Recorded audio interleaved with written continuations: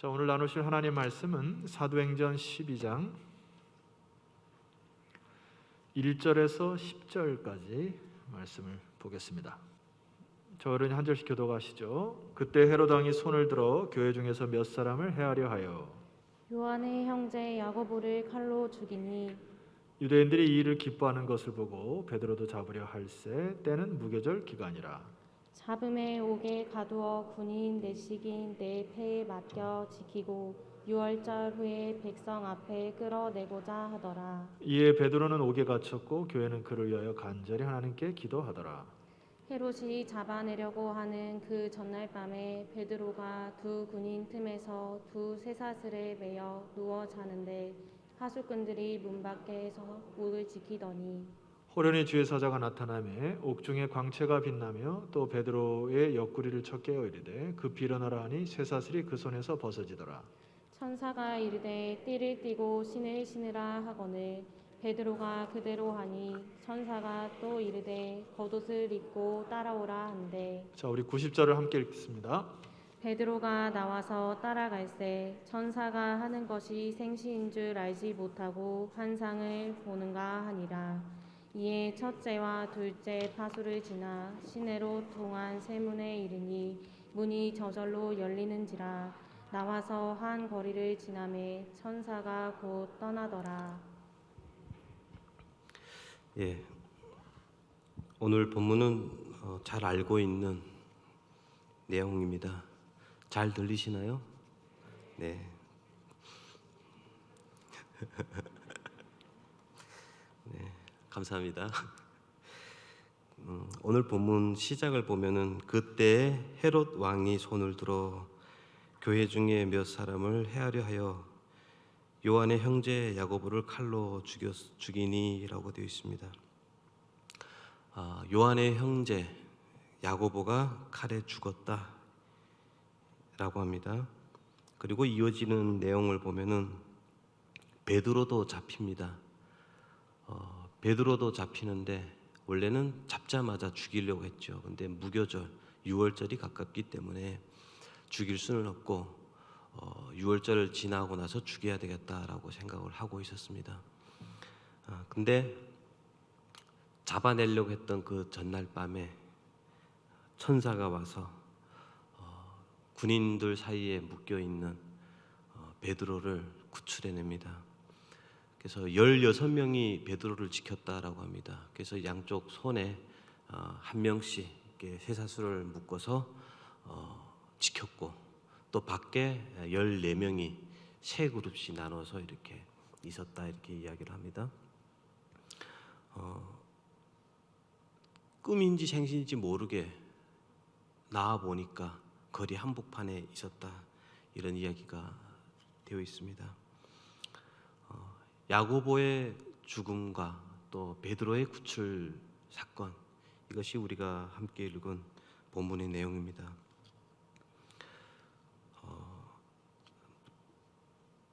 야고보는 죽었다. 그리고 베드로는 구출됐다.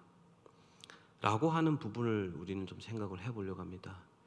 야고보는 왜 죽었고 베드로는 왜 살았을까요? 누구는 죽고 누구는 살고 하는 이 문제가 믿음의 차이일까요? 아니면 진심의 어떤 차이일까요?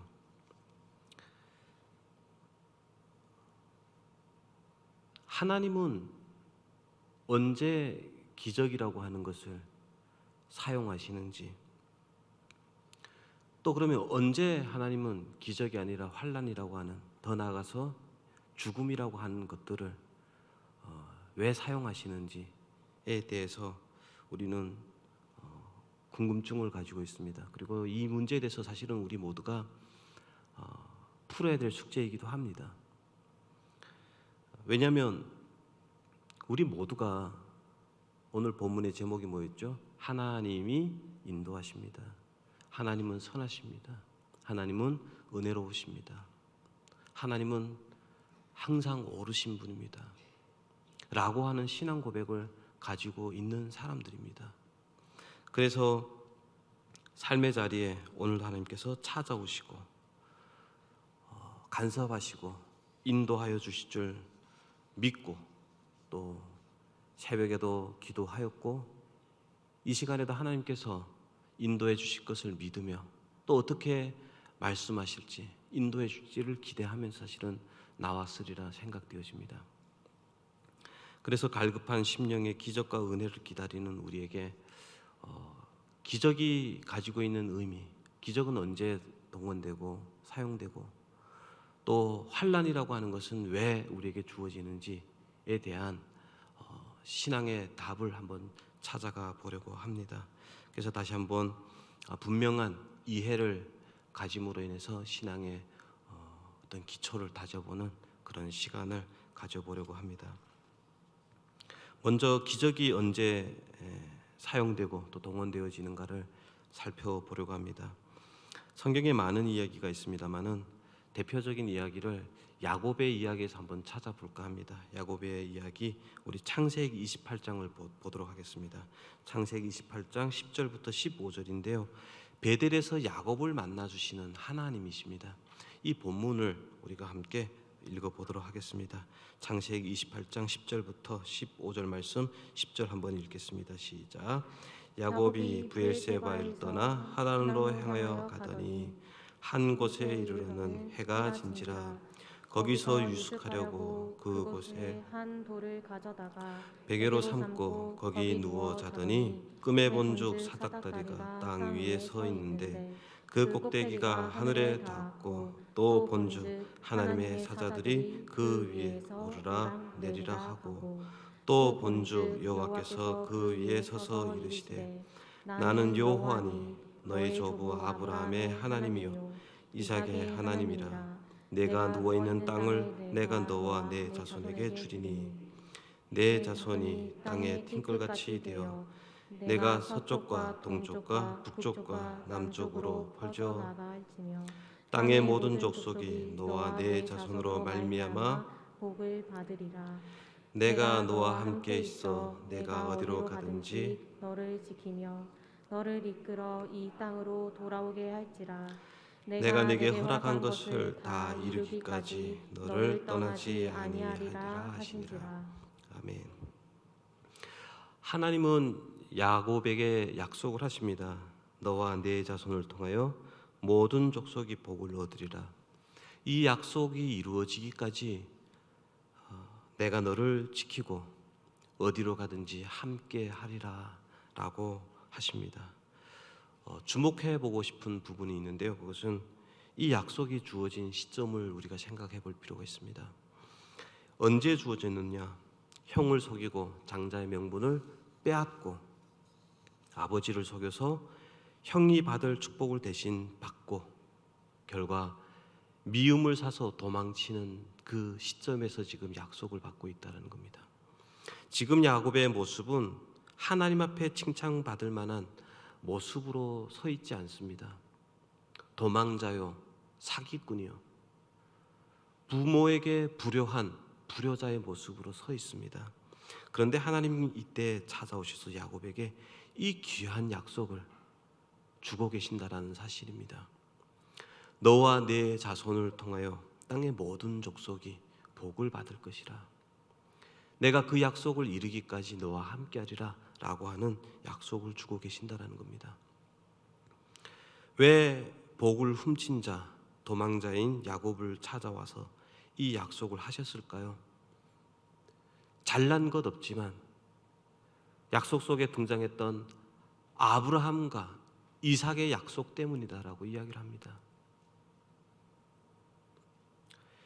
야곱을 선택했기 때문에라고 합니다.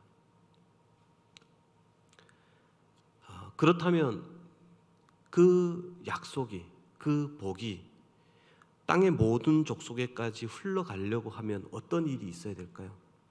먼저 야곱이 복받는 자리로 가야 되겠죠. 하나님이 어떤 분인지, 하나님은 얼마나 신뢰할 만한 분인지, 하나님은 자신이 하신 말씀을 어떻게 이루시는 분인지를 알아야만 되죠. 먼저 하나님의 하나님 되심을, 그리고 복을 경험하는 자리까지 야곱은 가야만 합니다. 그래서 하나님이 야곱을 그 자리까지 가게 하시려고 야곱이 어디를 가든지 함께 하겠다. 무슨 일을 당하든지 내가 함께 하리라 라고 말씀을 하고 계시는 겁니다. 이 약속의 핵심은 야곱이 하나님의 소유이기 때문만이 아니라는 거죠. 야곱을 넘어서 모든 족속에게까지 하나님이 약속하신, 하나님이 계획하신 그 복들이 흘러가게 하기 위해서 하나님은 야곱과 함께 하신다라고 하는 것을 강조하고 있습니다. 역사와 또 세상의 주인 되신 하나님, 긍휼과 은혜를 펼치시기를 원하신 하나님, 그 하나님의 하나님 되심을 펼쳐 보이기 위해서 사실은 야곱과 함께 하리라라고 말씀을 하고 계십니다. 이것이 전달되는 것에 방해되는 것이 있다면 하나님은 무슨 기적이라도 베풀어서라도 야곱과 함께 하시겠다, 이런 약속을 하십니다. 오늘 본문에 등장하는 베드로의 구출 사건도 이런 맥락에서 사실은 우리는 이해할 수가 있어야 됩니다. 하나님은 베드로를 세우셨습니다. 그리고 하나님은 베드로를 통해서 역사의 주관자 되시고 생명과 은혜와 진리가 이 땅의 모든 족속에게 흘러가기를 원하시는 하나님이심을 알리기를 원하십니다.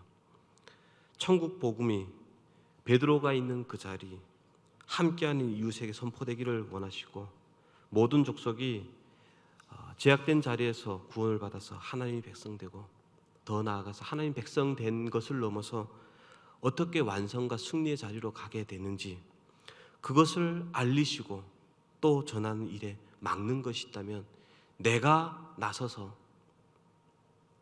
내가 기적이라도 베풀어서 이루는 것을 보여주리라. 이게 사실은 베드로에게 구출을 통하여 하나님께서 하시고자 하시는 말씀인 것입니다. 그래서 기적이라고 하는 것은 지난번 금요일에도 설교를 했습니다마는 성령 하나님이 동원될 때는 다 무엇을 위해서? 복음을 증거하고 진리를, 생명을 전하는 일에 동원된다라고 말씀을 드렸던 것과 같이 기적이 동원되는 것은 사실은 모두 하나님의 은혜를, 하나님의 복을 전하는 일에 동원되고 있다라는 것을 성경은 강조를 하고 있습니다. 그런데 우리는 기적을 어떻게 동원되기를 원하냐면 나의 불행이 없어지는 것, 나의 환경이 나아지는 것, 고통이 제거되는 것, 그래서 행복하기를 원하는 것, 그것으로 우리는 하나님 앞에 기적을 구한다라고 하는 사실입니다. 오늘 기적을 보면서 베푸시는 이유를 다시 한번 깨달으시기를 바랍니다. 기적이 동원되는 이유, 그 목표는 복음 전함을 위해서입니다. 우리도 야곱과 같이 베드로와 같이 하나님의 사자로 이 땅에 세우심을 받은 존재입니다. 우리의 신앙은 개인에게서 끝나는 것이 아니라 모든 민족과 이웃을 향해 있습니다. 그래서 하나님께서 우리에게 주시는 것이 우리에게서 끝나지 않고 모든 이웃과 족속에 흘러가는 것으로, 만약 그것이 방해된다면 내가 무엇이든지 격파할 준비가 되어 있는 하나님이란다. 오늘 본문 같은 경우는 군인 넷씩, 네 패에 둘러싸여 있는 베드로입니다. 철문이 그를 가두었습니다. 그런데 베드로는 거리 한복판에 서 있게 됩니다. 하나님은 복음에 방해되는 것이 있다면 모든 것을 파하실 수 있는 분임을 선포하고 있는 것이죠. 여러분의 삶에 이런 기적이 있었으면 좋겠습니다. 하나님 되심을 아는 복이, 그리고 하나님의 은혜가 흘러가는 복으로 기적들이 삶에 있기를 소망합니다. 그런데 현실은 뭐냐면요, 그렇지가 않다라는 겁니다. 여러분도 많이 기도를 하고 있는 줄 압니다. 하나님의 은혜가 흘러가기를 원하고 또 하나님의 사람으로, 신자로 살아가기를 원해서 이 기적이 사용되기를 때로는 구하며 사는 것 전 압니다. 그런데 그런 기적들은 사실은 많이 일어나지 않는 것을 우리가 보게 됩니다. 오늘 본문의 경우도 야고보는 죽었다라고 이야기를 하죠. 그의 죽음은 많은 사람들에게 기쁨거리가 되었고 조소거리가 되었습니다. 그렇다면 왜 야고보는 죽었고 우리의 진심과 또 간절한 소원이 있음에도 불구하고 기적들은 일어나지 않느냐라고 우리는 질문을 해볼 수가 있겠죠. 왜 고통이, 환난이, 또 죽음을 허락하십니까? 나의 믿음이 부족해서입니까? 아니면 나의 소원이 잘못되어서입니까? 우리는 이렇게 계속해서 질문을 또 고민을 합니다. 교구로 섬기다 보니까 많은 것을 각 개인의 가정에 기도의 제목 안타까운 것들을 많이 합니다. 그래서 저들의 진심과 또 하나님 앞에 간구하는 그것들을 많이 보게 됩니다. 그래서 저도 그들의 삶의 가정에 하나님 기적을 베풀어 주십시오라고 기도합니다.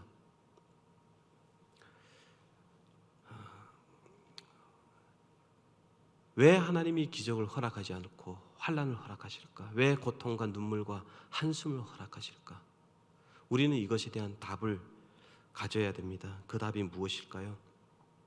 하나님은 기적만 가지고 일하시는 분이 아니다라는 겁니다. 기적으로만 하나님의 하나님 되심을 알리고 하나님의 복을 흘러가게 하시는 분이 아니라 환난과 눈물과 또 고통이라고 하는 방법으로도 당신의 목적과 뜻을 이루실 수 있는 분이고 하나님의 하나님 되심과 또 하나님의 은혜와 복이 흘러가게 하실 수 있는 분임을 하나님은 알라라고 이야기를 하십니다. 아마 이 많은 부분이 우리 후자에 속해 있을 것 같습니다.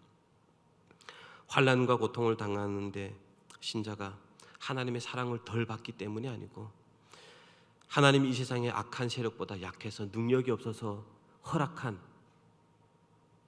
고난이 고통이 아니고 그 고통을 통해서도 하나님은 당신의 백성들을 만들어 가시고 또 그 고통을 통해서도 당신의 복이 흘러가게 하실 수 있는 분, 모든 것을 협력하여 선을 이루어낼 수 있는 분이심을 믿어라.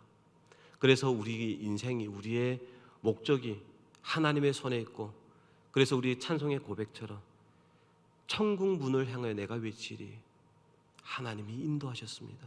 하나님이 하셨습니다. 그리고 하나님은 항상 오르신 분입니다 라고 하는 고백을 만들어낼 수 있는 분임을 알라라고 말씀하고 있는 것입니다. 작정하신 그 일, 혼탁한 세상에서 예수를 믿는 사람을 불러내고 복 주시는 일뿐만 아니라 완성케 하시는 일, 그 모든 것이 가능한 분임을 알라, 이렇게 이야기를 하는 셈입니다.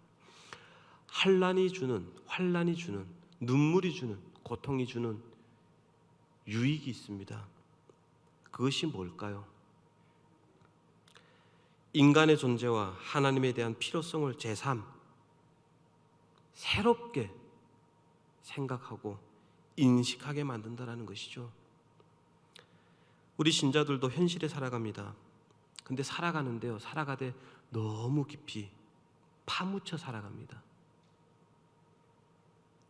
대충 살아가는 것도 문제인데 너무 깊이 파묻혀 살아갑니다.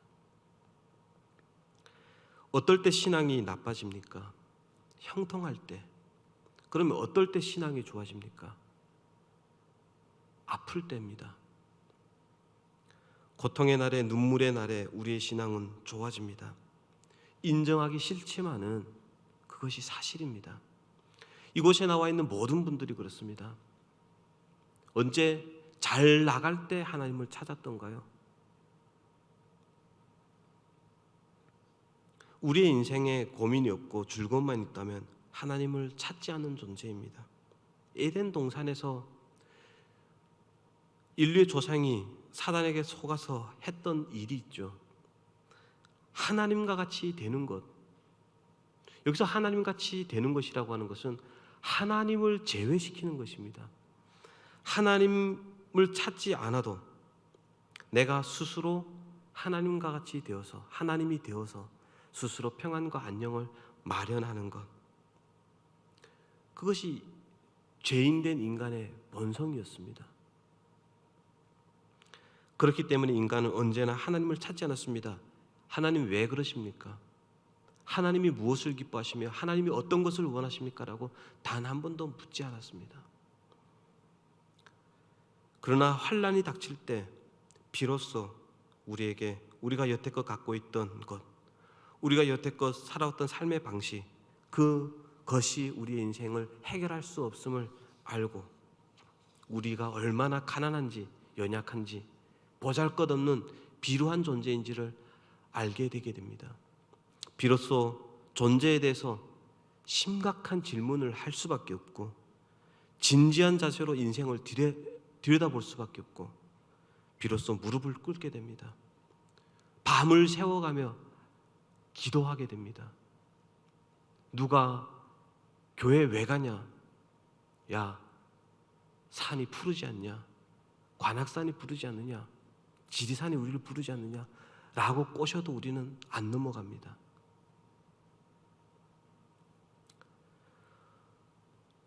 환난이 하는 일이 그겁니다. 고통이 주는 일이 이겁니다. 환난이, 고통이, 눈물이 비로소 우리가 어떤 존재인지, 얼마나 준비되었고 하나님은 얼마나 성실하시고 우리는 얼마나 미련한지, 불쌍한 존재인지, 얼마나 불성실한 존재인지를, 그리고 신앙생활을 해가면서도 계속해서 이만하면 됐다라고 할 때마다 한 번씩 흔들어서 우리는 그것을 깨닫게 됩니다. 하나님은 그래서 하나님의 그 복과 은혜와 천국 복음이 흘러가는 것이 기적으로만으로 일하는 것이 아니라 환난으로도 일하실 수 있는 분임을 우리에게 그렇게 증명해 보이고 있는 것입니다. 하나님은 어떤 분이십니까? 여러분에게 질문을 하면 우리는 스스로 답을 가지셔야 됩니다. 하나님은 어떤 분이십니까? 로마서 8장 28절에 이렇게 이야기를 합니다. 우리가 한 목소리를 읽어보겠습니다. 시작.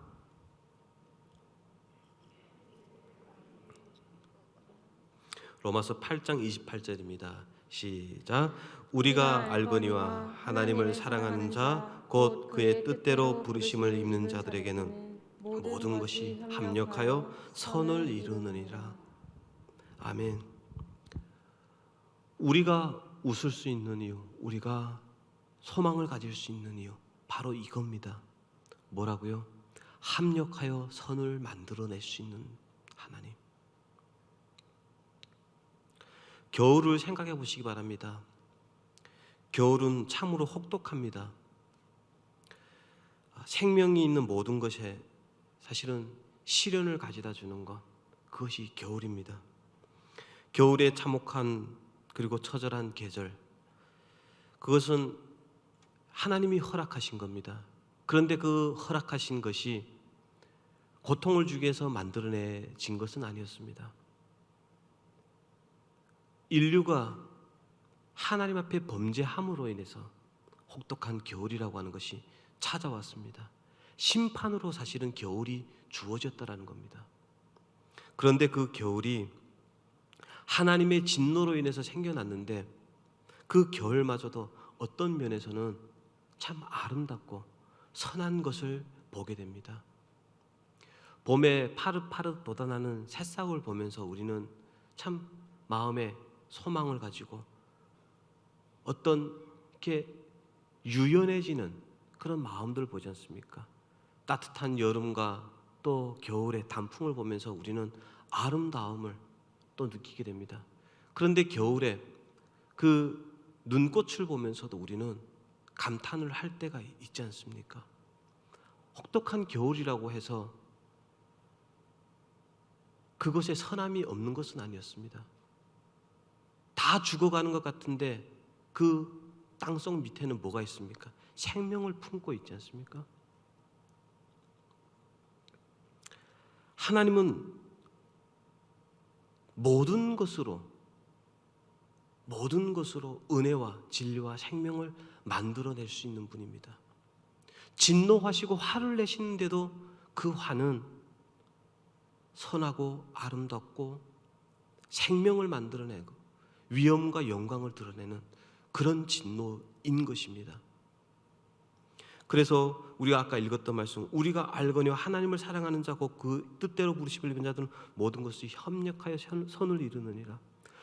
좋고 아름다운 것으로만 선을 만들어내시는 것이 아니라 진노도 불행도 눈물도 아픔도 선을 아름다움을 만들어낼 수 있는 분이다라고 이야기를 합니다. 하나님은 모든 것에서 은혜와 진리와 복과 생명을 아름다움을 포기하지 않는 분이심을 알라라고 말씀을 하고 계십니다. 우리는 이 하나님의 손 안에 있습니다. 그래서 우리는 웃을 수가 있고 또 소망을 가질 수 있는 줄 믿습니다. 하나님은 당신의 그 복과 은혜와 전하려고 하는 메시지를 방해하는 것 허락하지 않습니다. 모든 것을 동원해서 우리의 삶에 말씀하십니다. 오늘 본문에 사용되는 베드로의 기적 그리고 야곱의 죽음을 비교하면서 생각하지 마십시오. 베드로의 기적도 야고보의 죽음도 다 선한 것입니다. 저와 여러분이 세상 앞에 소금과 빛으로 드러나 있습니다. 신앙을, 말씀을, 또 기도를, 그리고 기적을 나 개인의 안일과 평안을 만들어내는 주술의 도구로 사용하지 마시기를 부탁드리겠습니다. 나의 삶에 하나님의 하나님 되심과 또 은혜로우심과 진실하심을 마음껏 드러내는 통로로 살아가는 도구로 야곱과 그리고 베드로 그리고 야고보의 인생이 되시기를 소망합니다. 다시 한번 하나님을 신뢰하고 믿음의 발걸음을 옮기는 저와 여러분 되기를 주의 이름으로 축원합니다.